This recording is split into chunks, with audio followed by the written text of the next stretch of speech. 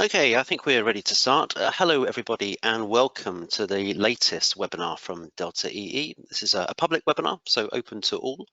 In this webinar, we will be discussing real-time energy data and sharing 10 use cases in the residential sector to improve energy customer engagement.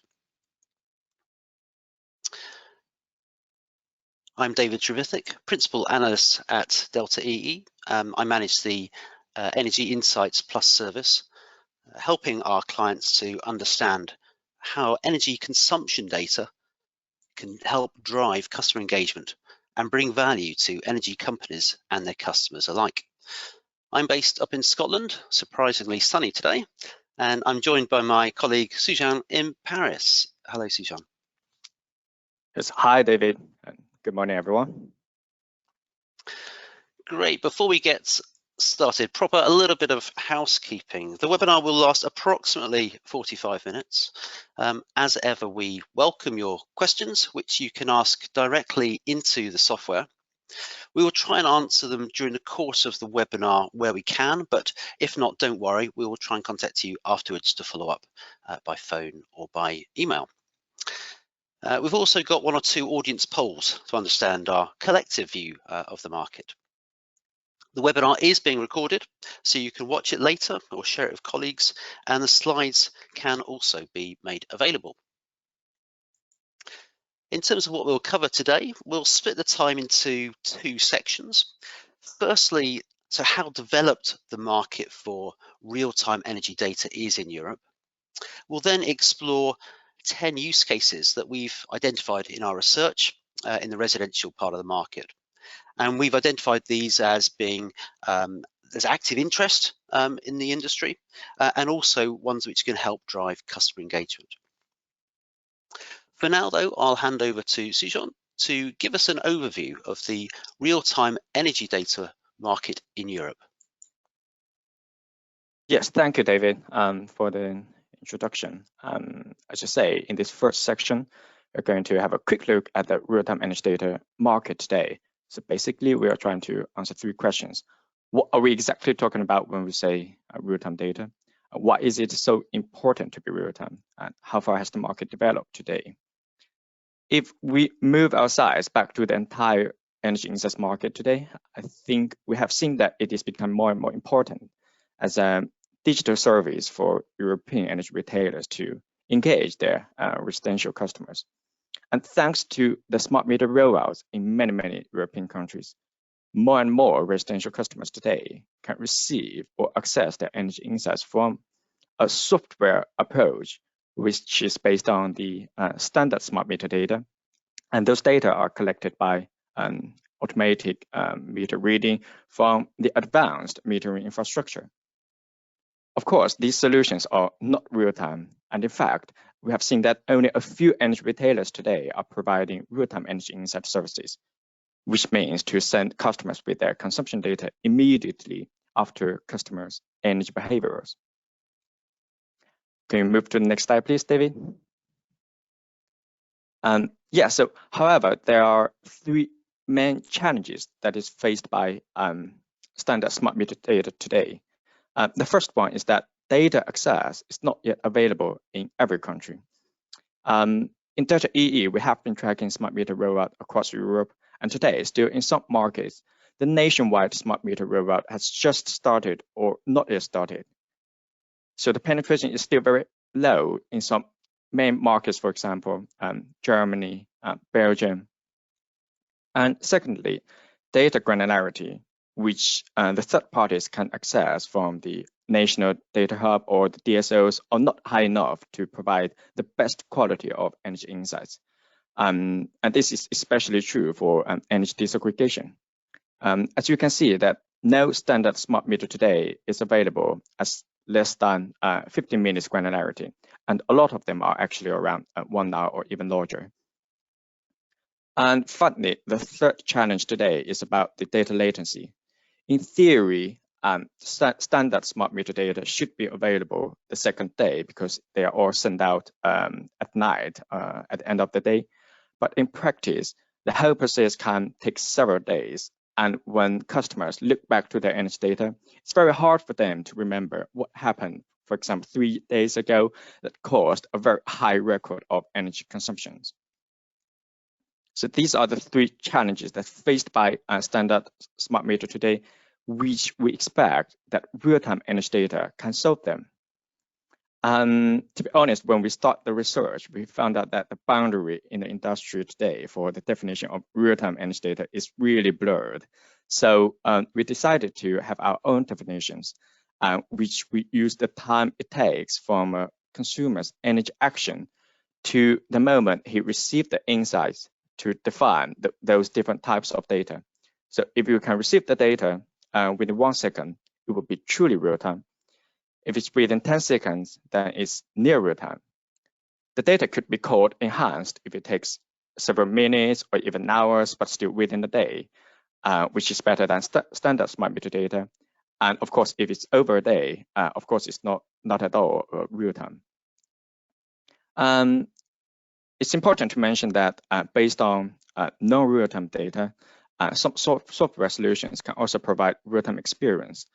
For example, sending a notification during peak hours for the response programs, but the data they used are actually based on your historical consumption. But either the enhanced data or the real-time experience are out of the scope of this research. So now we understand what to do, what we call as real-time energy data. Then people may ask how to get those real-time energy data from households. So here we have drawn a map of the hardware and communication protocols required to obtain real-time energy data and also to generate energy insights. So you can see that the fuse box and the smart meter are at the center of the households. And on the right hand, there's a consumer there waiting for his energy insights. There will be 5 approaches to provide energy insights. So the first one is via the smart meter infrastructures. It would take more than a day, so it's not at all real-time energy data, although it represents the largest share of the market today, which is around 13 million residential users. Then if you have a customer access device, a card, you will be able to extract the smart meter data in near real-time. Then if you got an in-home display, which is connected to your smart meter, you will be able to check your live consumption data from the display screen. And this is perhaps the biggest real-time data today. And it's quite special because most of the IHT customers are in Great Britain, where it's mandated to install an IHT with the smart meters. And what's more, if you own a connected home product, such as a smart plug or a smart thermostat, some of them can also display energy consumptions, which is in near real-time or real-time. You can also add a clamp or a sensor to your electrical system from the fuse box, and then you can start to check the real-time energy consumption. So basically, in terms of the market size, if we take out the exceptional case of IHT users in Great Britain, basically you can see that real-time energy data users only represent a quite small part of the energy insights market today. And in terms of different markets, which is on the next slide, not surprisingly that the UK is the largest because of the large amount of IHT users. The penetration in Netherlands is also high because of the higher adoption of connected home products, such as the Toon smart thermostat provided by Eneco, which is the big energy retailer in the Netherlands. And apart from those 2 biggest markets, real-time energy data is still very niche in many countries. And so far, they're mostly used to target some unique types of customers, such as early adopters, prosumers, for example, time of use tariff customers. However, this list is not exhaustive. We have seen more and more companies doing trials or pilot projects, which are not showing in the chart here. I believe the 10 use cases we are going to discuss in the next section will tell you why the market is getting more and more dynamic. Yes, over to you, David. Great, thank you, Sujan, for that great introduction. As a reminder to everyone, you can ask questions in the software, and we'll try and get through them either through the course of the webinar at the end, or follow up with that with you later. For now, though, I think we're going to ask a question of yourselves. So we have a poll, and we're going to ask what the biggest barrier to higher adoption of customer services using real-time energy data is. So I'm going to launch the poll. You've got various options there around customer demand, supply side, or regulation or infrastructure. So let me just launch the poll, and then hopefully you'll be able to see that and be able to vote on that.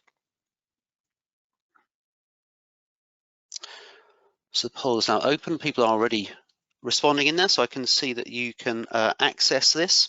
So the question is, what is the biggest barrier to higher adoption of real-time energy data? It represents less than 10% compared to smart meter data. So is it around low or unproven customer demand? Is it the supply side? Maybe it's not a business priority, or the costs are too high. Or is it actually not demand or supply, but more regulation or infrastructure focused? So we've got a good number of votes coming in, but they're still trickling in. I'll give you another few seconds just to finish off and get your answers in.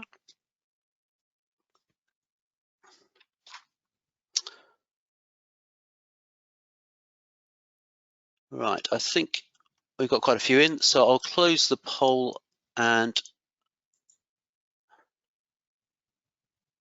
I'll share the results. So hopefully in a moment you'll be able to see that up on screen. I hope that's the case. So the results are looking like 36% customer demand, 12% supply side, 46% regulation infrastructure. So really pretty clear actually in terms of the split between customer demand. People think it's may not be there yet. You could argue with Great Britain as an example, that shows that there is demand, that sort of millions of users accessing on a regular basis, but that demand only exists there where the barriers to adoption, such as cost or installation, are removed. So yeah, it's interesting. There is an innate demand, but yeah, it's not subject to costs and installation there. And then regulation or infrastructure. Real-time energy data is good in markets with low or no smart meter rollout yet. Good in other markets, such as those with sort of high solar or storage or capacity tariffs. So it varies, I think, in market by market, which is maybe a point we'll come back to and address. Great. Well, thanks for answering that poll. We shall now move on to the 10 leading use cases of real-time energy data that we've found in our research. So I'll go straight into presenting them. I know you've all been waiting for this list. So we've got sort of home awareness and monitoring in real time, the reduction of energy bills or CO2 emissions from perhaps better energy awareness, high quality of energy insights, so perhaps improving the data accuracy and advice. Fault detection and prevention of home appliances, also in the non-domestic space, still relevant. Connected devices and home energy management, enhancing the Prepaid customer experience. And this being around protecting the home for insurance purposes, or elderly or vulnerable people, that sort of care, by monitoring their home energy use. And then we get on to perhaps the new energy services around EV smart charging, solar PV optimization, and perhaps demand response there in real time. So don't worry about the order of them for now. They are in an order, but that will become clear. But it's not a ranking or a rating of our assessment or anything like that. What we'll do, we'll go through a few of these. We'll start with home energy awareness and monitoring. This is probably the most widely used use case among residential customers. In many ways, it's the simplest, as it removes that sort of gap between cause and effect, behavior and effect. People can immediately see how much their electric shower costs to run, for instance, or the impact of changing to LED light bulbs. And it's this immediacy of the feedback loop that builds both the understanding of their energy consumption and costs, but also it develops a trust with the providers of such a service. So research by Smart Energy GB has revealed that real-time data visualization through an in-home display, for instance, allows customers to be more conscious of and more in control of their energy use. But while in many ways it's simple, it can also be applied in many different ways. So we can think of real-time monitoring as being used at the device level, but also at a room or a zone level, perhaps helping out with sort of bill sharing for tenants, for instance. And we can also think about it at a home level to check activity such as whether the cleaners arrived if you're at work or the children are back from school. And use cases can also be extended beyond energy consumption to consider energy generation, storage, and grid export. So there's a lot within this one use case really and how that can be expanded out.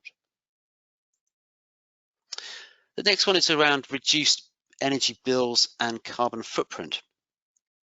Whether customer motivation is to reduce their costs, so that their energy bill, or their CO2 emissions, real-time energy monitoring can help even without any additional incentive or intervention.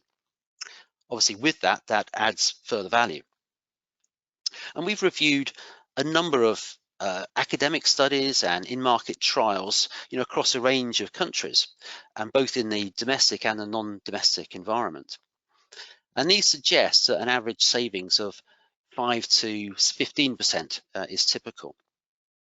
And this is corroborated with by market players such as Sense and Total Direct Energy. They're finding similar results among their end users as well. Then there's the higher quality of energy insights. High resolution data, so data with that higher granularity, increases the number of data points and therefore the ability to correctly identify devices or events from the load signature. Smart meter data, of course, is used for disaggregation, but real-time has the ability to take this further, perhaps take it to another level. It has the ability to identify a kettle being switched on, for instance, or whether your washing machine is using the eco setting. So this opens up new use cases, but here we're interested just in the quality of energy insights. This greater level of confidence in consumer behavior, for instance, allows better quality advice or more time-sensitive notifications.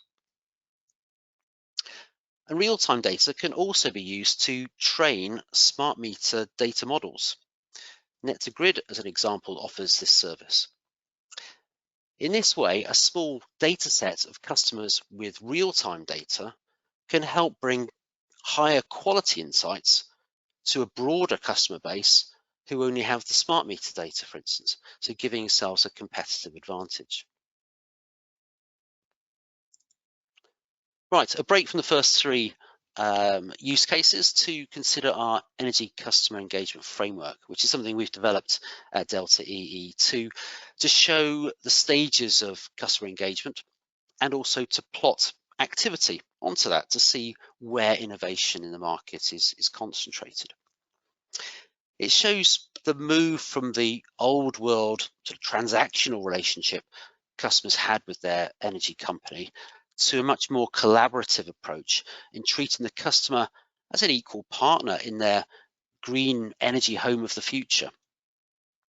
And on this journey, we go through the engagement stage, which is about providing customers with the tools to understand their energy use, and through the empowerment stage, which is about providing the tools to make positive sort of energy action, energy decisions in the moment. So we've sort of plotted these use cases onto this framework to see how they fit in. So we've talked through the engagement ones, the customer engagement ones. So we'll now move on to the empowerment use cases. There are 4 of them, but in the interest of time, I think we're only going to concentrate on 2 of these. So I'll hand it over to Sujan for this. Yep, thanks, David. So David introduced our framework for customer engagement, and now we're going to talk about the 4 use cases under the customer empowerment framework, which means rather than knowing how much energy is consumed, these use cases can further help customers improve their lives, of course, in the context of energy. This include appliance fault detection and prevention based on energy data rather than error codes or some other things. So can move back to the use cases slide. So, also combination with connected home products for your home energy management, improvement of prepaid experience, and finally a no energy service, which is also very interesting, which is the elderly care. So as David said, we're not going to explore all 4 of them in detail, but we're going to select 2 of them to have a discussion, which we have connected home energy controls on the next slide. Yes, and we also have a question here that can we provide a list of different smart solutions existing in different countries? Yes, it depends on the definition of smart solutions. If it means the connected devices here, we are tracking all the connected home products and services in our connected home service. So absolutely, we can follow up with you after this webinar to give you a list of different smart solutions in different European countries. So when it comes to connected home energy controls, for example, heating controls or electrical appliance controls, etc., I think our question today is that customers have all those tools, such as a smart thermostat or a smart plug, to control their devices whenever they want. But the question is, what is the best timing to turn the heat on or turn it off to ensure your home comfort as well as saving more energy? For those mainstream customers who don't necessarily love the fancy technologies that we have today, but they would like to see more values from the investment in connected homes, and I do think energy saving is a very, very potential value, but end users will need guidance to help them to schedule energy usage. And this is where real-time energy insights will have interaction with connected home controls. We believe that by showing customers real-time energy consumption, the energy data can improve the transparency and effectiveness of their home appliance or heating controls, and therefore it can provide the benchmark and guidance for their home energy management. And when it comes to larger definition of home, which connects more energy assets, sometimes it also includes solar PV or EV charging, real-time data becomes much more important because it means more sophisticated analysis and more precise operations to make sure the performance of home energy management. Okay, moving to the next use case, which I think is the prepaid use case. This might not be familiar to every audience today, but prepaid customers actually represent over 10% of the residential retail market in Ireland, the UK. So it's definitely a very important market that might be ignored by some of the energy insights providers. These prepaid customers often operate within a very, very tight margins in terms of consumption, credit balance, and also time frames. So which in most cases, these behaviors are vulnerable. So if the consumption data and billing information are delayed or incorrect, it will have an even worse impact on customer experience comparing with normal customers. And that's why we think that real-time energy data, which can overcome those issues that we mentioned, will be very interesting for these prepaid customers. And we're already seeing some IHT companies based in the UK are already doing these services by showing your energy data and billing data to prepaid customers in real time. And I believe more and more retailers are also developing their own products for those customers. Yes, over back to you, David.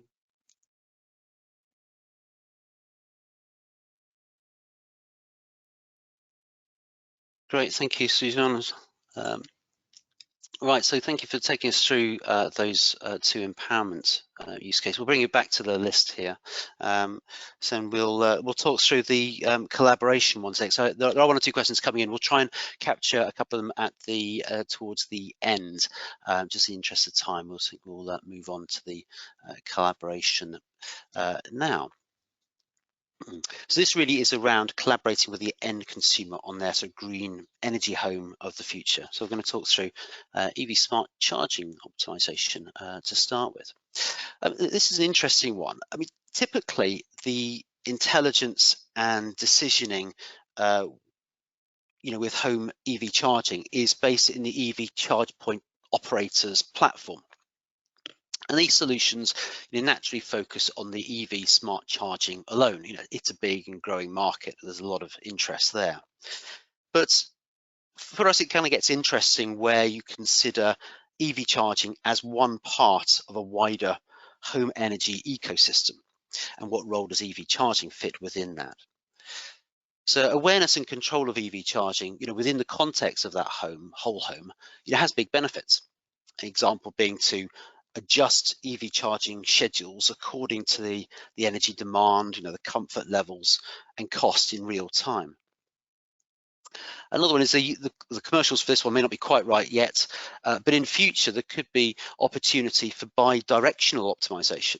So the EV supplies electricity to the home and not just the grid at peak times, and then sort of replenishes itself at other times. So really here I'm talking about understanding the wider home and the EV charging role, if you like, in the context of that is an interesting area for real-time energy data. Suzanne, over to you. Yeah. So here, I think this is our last use case today, which refers to the collaboration with customers to participate in grid services such as demand response.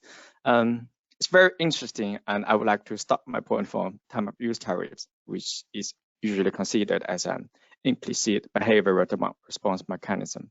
So actually, something always complained by time of use tariff customers is that, okay, they know that tariff will be changing, for example, for every 30 minutes, and they have to shift their consumption to off-peak hours.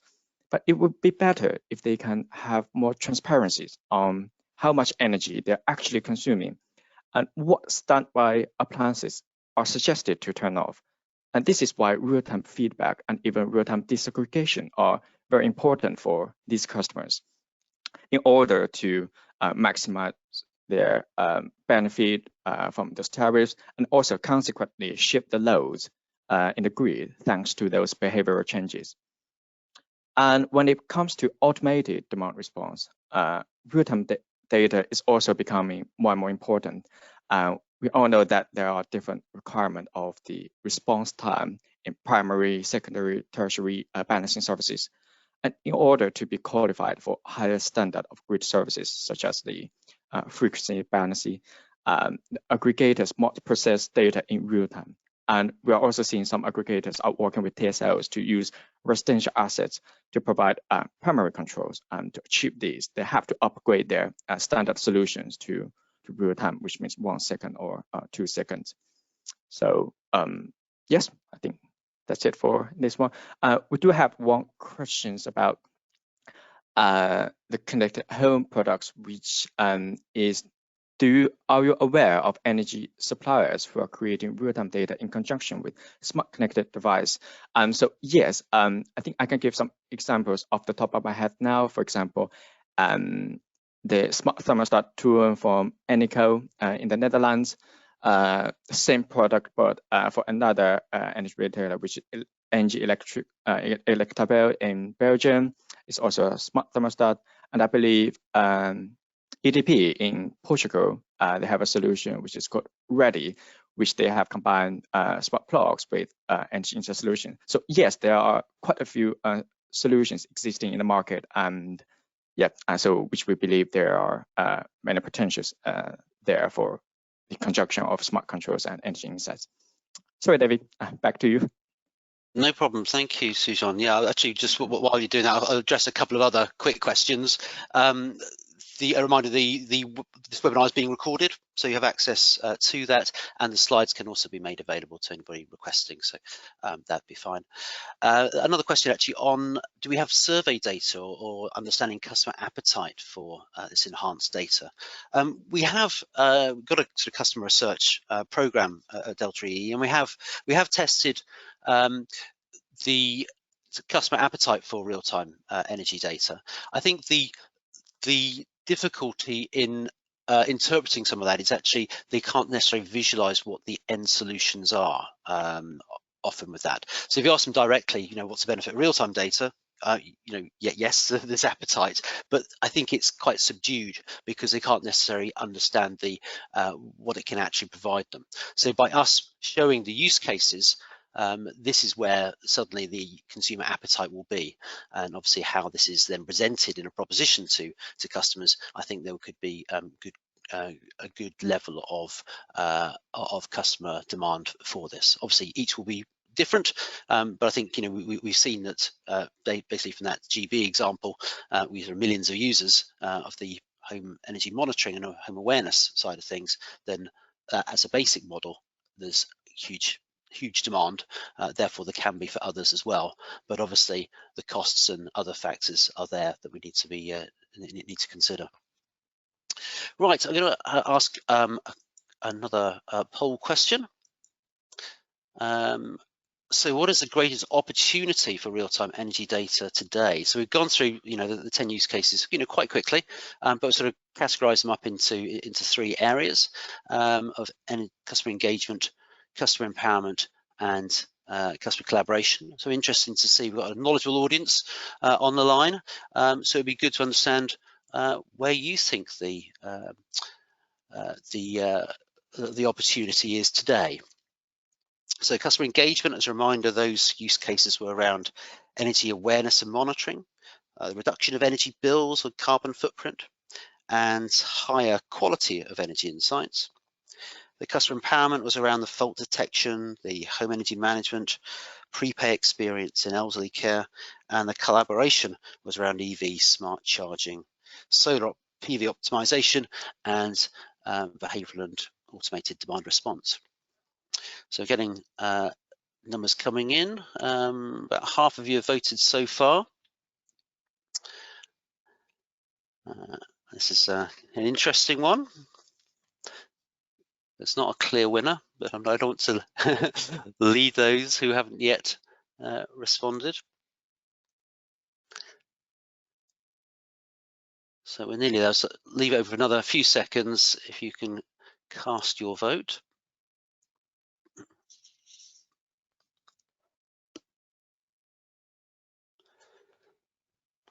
All right, just about to close it off. I think a good number of you have now voted. Okay, so I'll close that off now and then share the results. So hopefully you'll be able to see that on the screen. So 39% for engagement, 25% empowerment, 34% collaboration. So yeah, there's obviously value today everywhere. Interesting customer engagement, slightly ahead of others. But what I'm going to do is, while that's fresh in mind, I'm going to ask the same question, but in the next 3 years.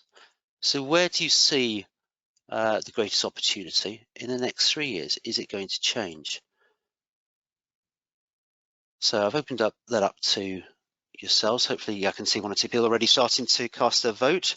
So exactly the same question, but rather than today's world, what it's going to be like in 3 years, or the next 3 years. So we'll see if there's a change, and then we'll reflect on those results.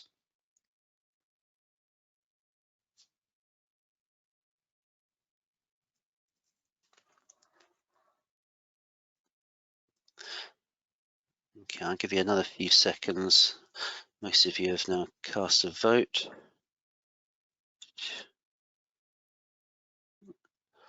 Let's get a few more people. I think we've nearly got 100 people voting on this.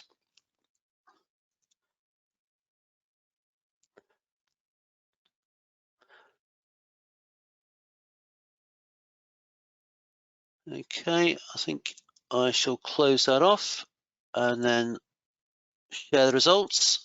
So interesting, there is a difference over just a 3-year time span. So 22%, 30% and 44% for the customer collaboration. Those sort of new energy services. So what I'll do, I'll have those figures in mind and we shall just reflect on that, I think. So if I just move over to, here we go. So hopefully you can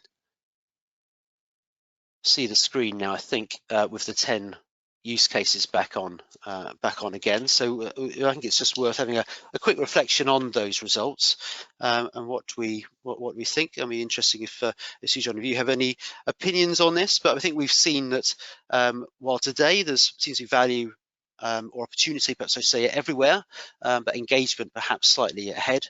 In 3 years' time, that picture shifts. So less around engagement and more around empowerment and particularly collaboration with things like the smart charging, solar PV and demand response. So, I mean, this is kind of, I think, as I might have expected the results to be. The customer engagement, we've seen the evidence of that opportunity and that demand there at the moment, and also the fact that it's kind of a foundation to many use cases, and through that, the customer engagement framework that we have, and we're seeing that shift in activity towards empowerment and collaboration over time from the innovators. So we can see that, I think, reflecting in your results here as well. I mean, there are points, there are different types of consumers, people will be at different stages of that journey. So if you're targeting, the prosumers, well, they may already be there at that customer collaboration. But the more mainstream audience, will take a bit of shifting along that journey. Great, Susan. I don't know if you have any further thoughts on that or any other reflections. Yes, definitely. I think you can see that people are concerned about increasing new energy assets like the renewable energy assets.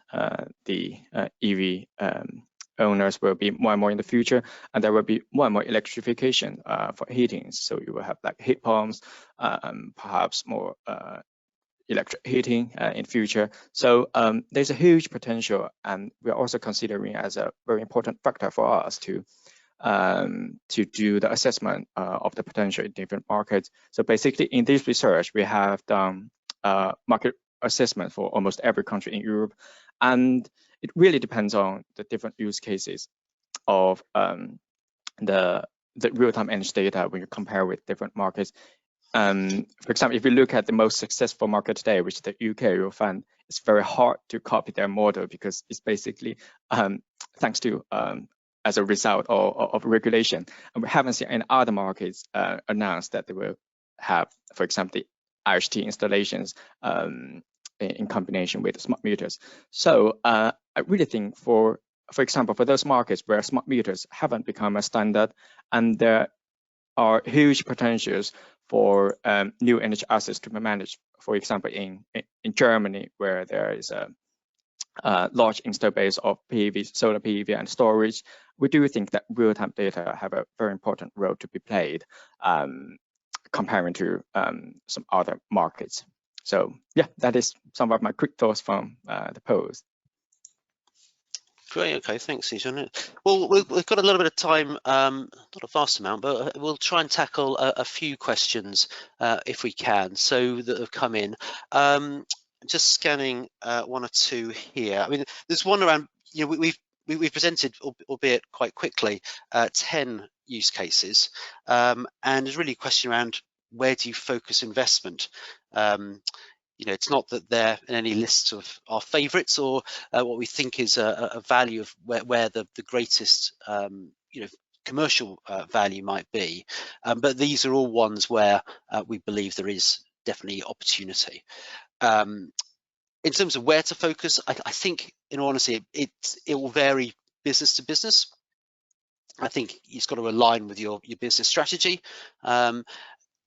I don't imagine many players will be able to have good quality solutions in all these fields. So I think it's a question of picking and choosing. So I think perhaps consideration to the the market maturity and growth and payback expected for your company. Perhaps considering the customer journey and what's needed to nudge them along that journey. And I mentioned that there are different types of consumers at different stages of this transition, and what's required to bring them along, and obviously the sizes of them. And I think other thing is to consider partnering with companies who have developed those expertise in these areas. There are some great solution providers out there that have sort of specialisms in some of these areas. So I think rather than reinvent the wheel, go with some of those solutions is another way of understanding where to focus and which ones to cover off. Susan, have you got any thoughts on that or other questions coming in? Not really. Okay, all right. Got one question around: do customers think? Do we think customers will pay extra for these insights? Really good question. It's one that is a tricky one, in all honesty. Cost, we have tested, is a major hurdle. Installation of hardware is another hurdle. So if you have two together, that is definitely reducing the demand. But there are clever ways, perhaps, of mitigating those elements. Sometimes costs can be amalgamated in terms of long-term tariffs, or sometimes it's part of the solution that they have to have it. You've got to have an EV charge box installed, for instance, for certain things. So I think there are ways to mitigate that in terms of yes, they are willing to pay, but not in the same quantities as if it was offered to them free of charge. And how that proposition works for them is fairly key in terms of where is that cost? Is it upfront? Is it a subscription service over time? And how can you sort of best manage that for those customers? But that said, there is a niche audience for all of these that are prepared to pay, without a doubt. And some of these can be done as a stepping stone. So here's one use case, but actually there's a premium version of that where you can do more. So there are definitely opportunities around that. Yeah, just one thing to chip in, and David, we got questions around business cases. So I would suggest you to keep an eye on our recent researches, because we are just going to start a research on commercial values for the overall energy insights. So I think that will tackle on some of the questions in terms of the business and different commercial values. So that will help a lot to understand what are the values created by energy insight services. Yeah, thank you, Susan. Yeah, that's a good one. I mean, we haven't got around to everyone's questions, so what we'll do is we'll follow up with those we haven't got around to directly, either by phone or email. I'm happy to have obviously further conversations on any of these things and how they're relevant for your individual business. I think for now, I'd just like to finish off with a couple of slides, just really to show what Susan was saying about our future research report, but actually just thinking about the Energy Insights Plus service that we offer our clients. Just let you know about it if you weren't already aware of it. So we're the team that brings you the Energy Insights Plus service. So we research a range of topics on energy insights, such as gamification, or the customer research we talked about, or the market status, where it is, where it's going. We look at a variety of reports, of databases, of profiles. We've got actually about 50 different solutions actually profiled within here. And I'd say the next piece of research we're going to be starting will be around the commercial value of energy insights.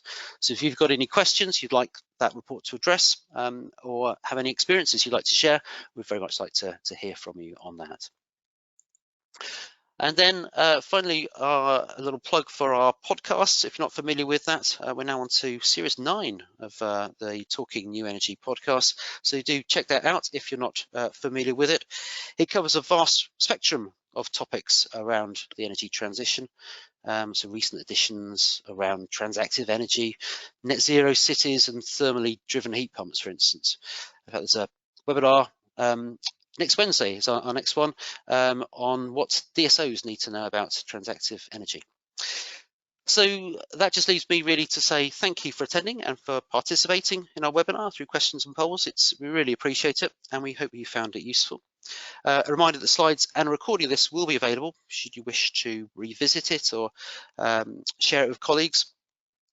And we will try and contact anyone, I say, whose question we didn't get around to. So apologies if that's not the case, but we'll try and get back to you directly. Feel free to get in contact with us to continue the conversation. As always, because there's only so much we can share. There's a lot more that our subscribers have access to, so a lot more in terms of the research that we've done. So we'd always welcome further discussion. So thank you, and we hope to see you soon, again sometime soon. Thank you.